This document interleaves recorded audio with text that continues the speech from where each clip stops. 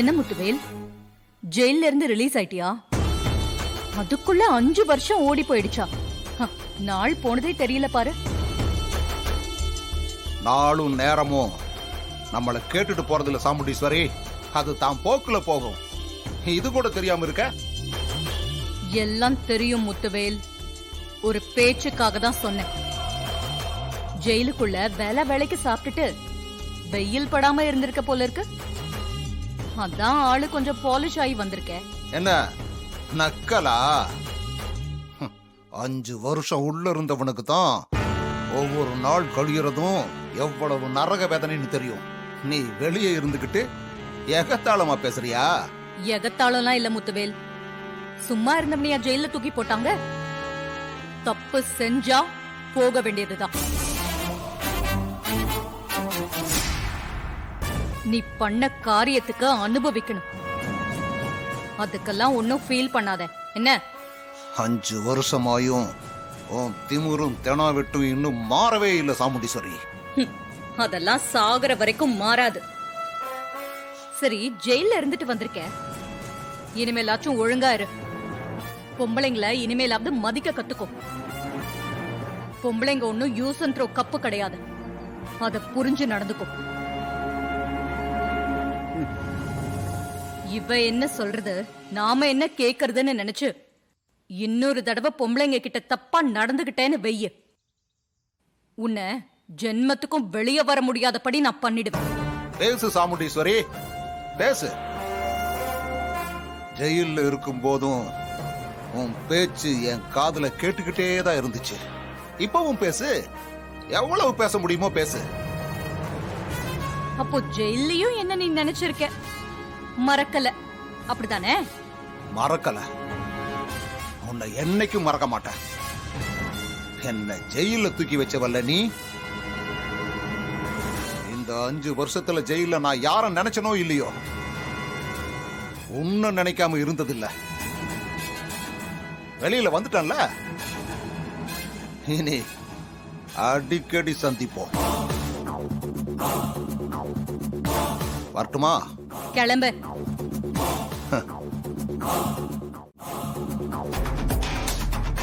டேய் மவனே, சித்தப்பா கூட ஒருத்தன் நிக்கிறானே, அவன் யாரு? அவன் தான் சித்தப்பா கார்த்தி, ராஜா சேதுபதியோட பேரன். வெளியாள் மாதிரி நடிச்சு உள்ள இருந்து குடும்பத்தை சேர்த்து வைக்க பாக்குறான் சித்தப்பா. ரொம்ப டேஞ்சரான ஆளு சித்தப்பா.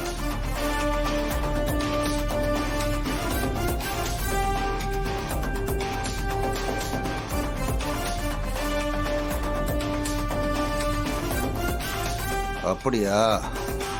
பாத்துக்கலாம், விடு. சரி போலாம் சித்தப்பா.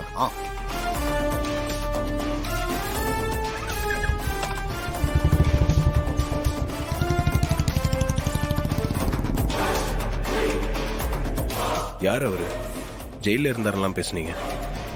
அவன் ஒரு பொம்பளை பொறுக்கி மாப்ள, அந்த சிவனாண்டியோட சித்தப்பா.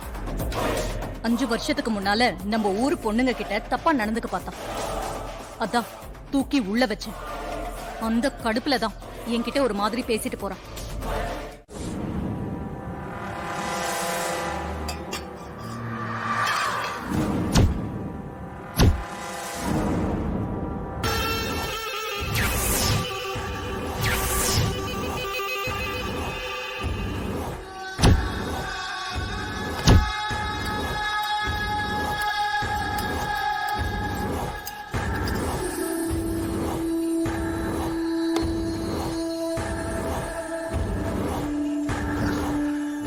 நான் காஃபில கலந்துருக்கிறது ஸ்லோவா வேலை செய்யற பாய்சன் ரகம்.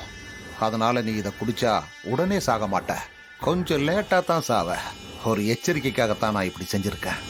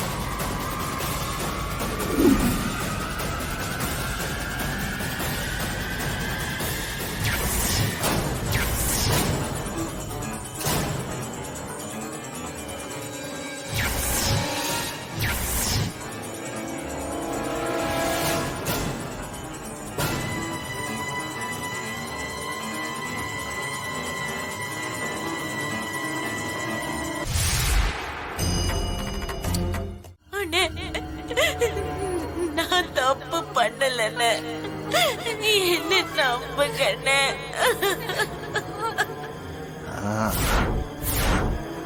எந்திரிமா சிவகாமி.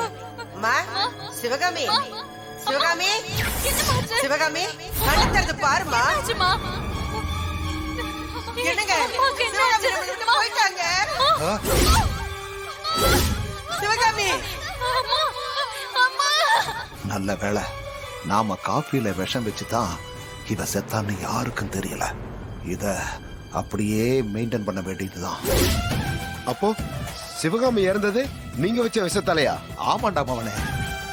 ஆனா ஊர் ஜனங்க சாமுண்டீஸ்வரி எல்லாம் அந்த சேதுபதி சந்தேகப்பட்டதுனாலதான் சிவகாமி அவமானத்துல செத்து போயிட்டான்னு நினைச்சிட்டு இருக்காங்க. நான் வச்ச விஷத்தாலதான் செத்தான்னு யாருக்கும் தெரியாது.